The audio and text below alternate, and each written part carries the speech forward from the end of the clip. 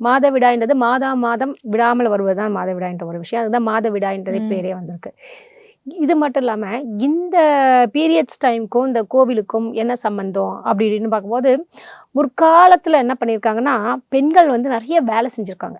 என்ன மாரின்னா பார்த்தீங்கன்னா, நெல் இது பண்றது, உமி உடைக்கிறது, அப்புறம் வந்து பார்த்தீங்கன்னா, அவங்களே சமைக்கணும்னா இது, காய்கறி அவங்களே பறிச்சுட்டு வந்து செய்யணுன்ற மாரியான வேலைகள். அதுக்கப்புறம் வந்து பார்த்தீங்கன்னா, ரொம்ப தூரத்துலருந்து இந்த விறக தூக்கிட்டு வந்து போடணும், வரணும்.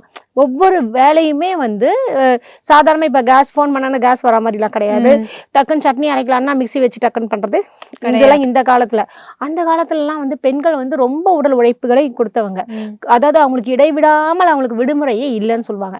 ஸோ அப்ப வந்து இந்த மாதவிடாய்ன்னும்பொழுது உங்களுக்கே தெரியும் நம்மலாம் பெண்கள். ஸோ அந்த நேரத்துல உங்களுக்கு ஒரு நாளாவது கண்டிப்பாக வயிறு வலிக்கும். அந்த உபாதைகள் இருக்கும். இடுப்பு வலிக்கும். வர்றதுக்கு முன்னாடியே வேற வலிக்க ஆரம்பிக்கும். அது வரும்பொழுதும் பிரச்சனைகளை நம்ம சந்திக்கிறோம். ஒரு சிலர் அழுதுருவாங்க. அந்த அளவுக்கு வந்து தாங்க முடியாத நிலைமைலாம் பெண்களுக்கு இருக்குன்றது உங்களுக்கு தெரிஞ்ச ஒரு விஷயம்.